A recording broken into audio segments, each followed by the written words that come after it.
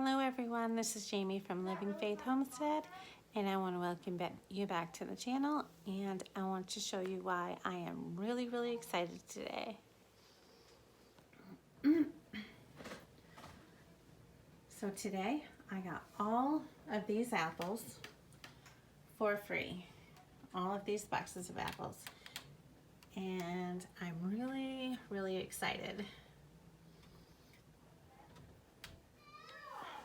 So anyway, I have an apple tree and I usually make applesauce, but my apple tree only produces every 2 years. So this year I have not been able to do apples. So I got all these apples today. So I'm going to use them to can some, to make some applesauce, and whatever else I come up with to do with them. I want to make some raspberry applesauce, and I'm not really sure what else I will do yet, but so I'm gonna make a video on what we're gonna do with apples. I was just really excited to get all of these great apples, and they're really nice apples. They're all different kinds of apples. I got some green apples, some of the delicious apples. So what I'm going to do is actually pick through them and decide which ones need to be used right away, because they're the first ones I'm going to peel and put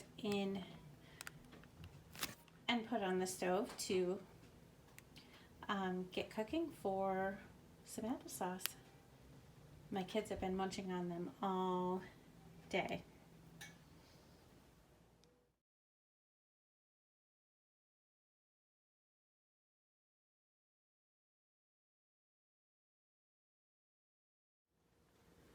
All right, we got our first big pot of applesauce going, and it is smelling really good. I'm just using a turkey roaster pan actually, so I can fit more apples in there, and it usually works out pretty good. So after this cooks, I'll be ready to can this. All right, so this is my second batch of applesauce that I'm making, and I'll show you the first batch in a minute.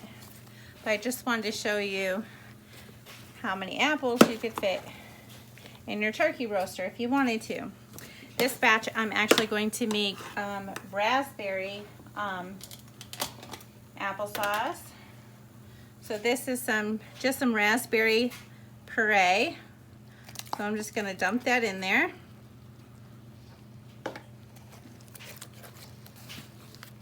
Stir it around a little bit.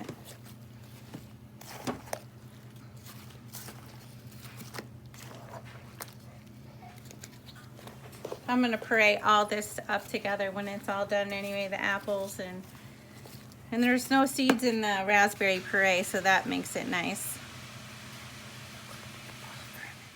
All right, then I just add about a cup of brown sugar. And then if you need more later, you can always add more once you taste it. I know it looks kind of bad once I put the raspberry in there, but it'll taste really good. And then for seasoning, I just use apple pie spice. I don't measure anything really. I just kind of eyeball it. And then if it needs more later, I just throw it in. So we're gonna give it a good stir. We're gonna let these apples cook down.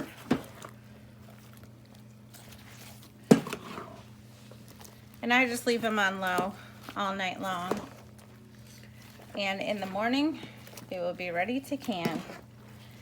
And it's that easy. So once we get done with this batch, we're gonna do another batch, and we are going to make some blueberry applesauce.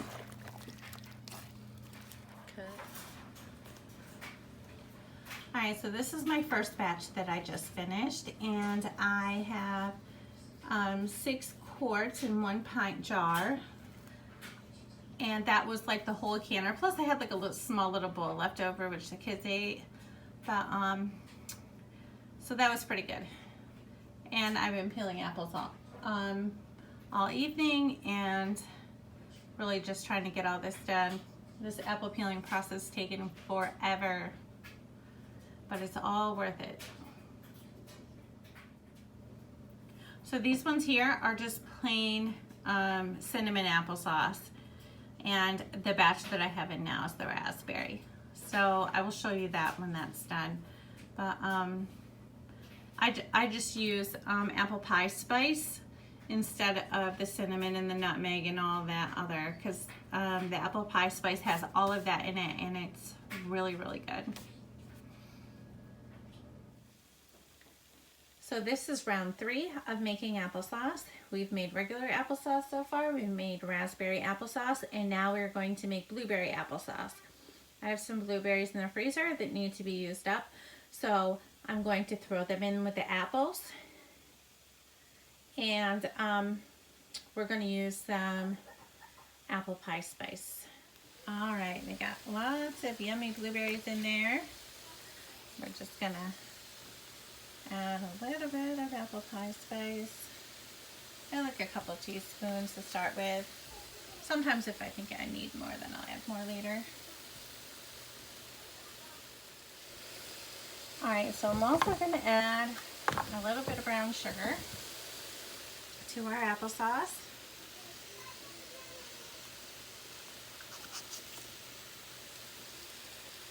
And then we are just going to put the lid on. We're going to let it cook down. And while this is cooking, I'm going to sterilize my jars and get them all ready so we can can this stuff up. We still have a lot of apples left to do.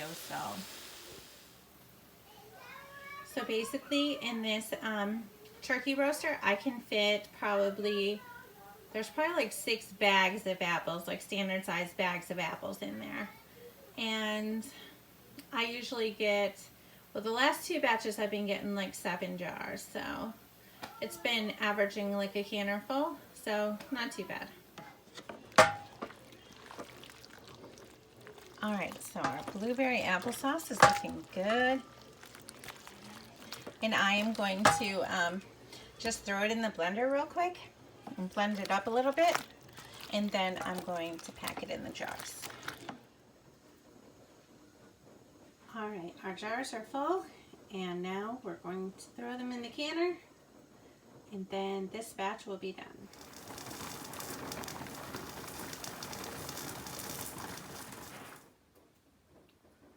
All right, so all of the blueberry applesauce is done and canned, and we got 9 quarts and 1 pint, so that's pretty good.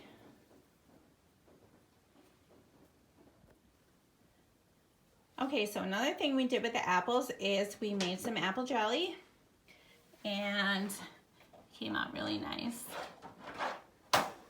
And some of it didn't, like one batch actually didn't set very good, so I'm probably gonna have to open that up and add some pectin. I thought that the natural pectin in the apples would be enough, but it really wasn't, so I will have to redo a few jars.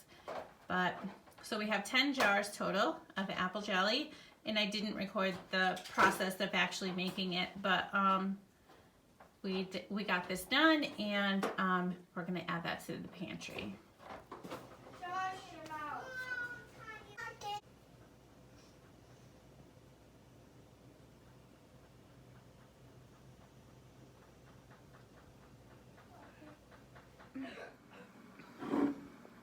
All right, so let's tally up everything that we have so far. Okay, so I made raspberry applesauce. We've got 7 of these, and it is really, really good. But I really like the blueberry applesauce better, and we ended up with 12 of those. And remember, this is all from free apples. This is just regular cinnamon applesauce that I had used apple pie spice in, and so we ended up with 7 of those. Also some apple jelly that I got 10 apple jellies, and then some apple slices. These are just plain apples sliced up, canned. I used a medium syrup to can them, and that way you can use them for anything. So there's no seasoning, no cinnamon, nothing, just plain apples. And that was so. I have a ton of those. And also I have some juice that this is not canned. I'm gonna leave it in my fridge because I'm gonna make some homemade apple cider. So I'm gonna add to it because this is, I'd like to, you know, at least make a gallon. So plus I have a bunch of apples left over. I still have like a whole box, which I think that I'm going to just make regular apples, just canned apples with them, because it's really useful to have these rather than more applesauce. So, because you can do a lot more with these. So I watched an episode last night from Deep South Homestead, which I really love. I've been watching their videos for a long time. And, you know, he had said that if we aren't prepared, it is possible that we could go into captivity. And I know what he means by that, you know, from a biblical standpoint. And you don't want to be caught in that situation. And that video, I think it was just one of his porch time videos that he had put up. I think it was just yesterday's video. But anyway, you really should go watch it because he talks a lot about being prepared and how important it is. And that video really encouraged me even more. It was really a message that I needed to hear. And it really encouraged me more to find more ways and to really get my pantry stocked and prepped and ensure that I have enough food to feed my family in case of a crisis, in case of not even being able to get food from the store anymore, because you never know when that could happen. You never know when an EMP is going to strike or a war or anything. And so I think it's really important that that we do something about it, that we don't just sit and wait, because like he said, God helps those who you know, but he's not going to help you if you just sit there and do nothing. And that's me quoting, or not really quoting, but paraphrasing what he said. But anyway, go watch that video, and I think you'll really be blessed by it too. And think about all the people who aren't prepping or preparing for a crisis, that have very limited amount of money, very limited amount of food. Maybe your family, maybe your grown children, maybe your sisters, your aunts, your uncles, your brothers, whoever it may be, your friends. I just personally wouldn't turn anybody away. You know, I wouldn't turn people away. But I'm always encouraging them to grow their own food, to garden. And now my mom actually gardens a little bit. And so I'm really thankful for that. I'm really thankful that, you know, people are starting to listen a little bit. But if all of your family comes to you because they have nothing, I doubt that you are going to have the heart to turn them away, because I just don't think I would be able to. And so having that extra is going to come in handy. It's always going to be a good thing to make sure that you are prepped and prepared for anything and everything. No matter what their circumstances are, even if they live in an apartment, they can grow some food in containers. They can join a community garden. They can go to farmers markets. They can go to the store. You can stock up virtually anywhere right now, but there will come a time where you won't be able to, and you will have to live off from what you have. So I really encourage you to encourage others to do what you are doing. So get your pantry prepped and stocked, guys, because bad things could be coming our way. We all hope not, but we can't sit back and take that chance. We have got to do something about it, and we've got to start now. My hope is that this video will really encourage you to get prepping your pantry and getting stocked up and really thinking about it, and make your list. Make your list of things that you will need on hand. So thanks guys, and I will see you all soon. And please subscribe and like this video, and we will have more Prep in the Pantry videos coming your way, and I really hope you enjoyed this episode.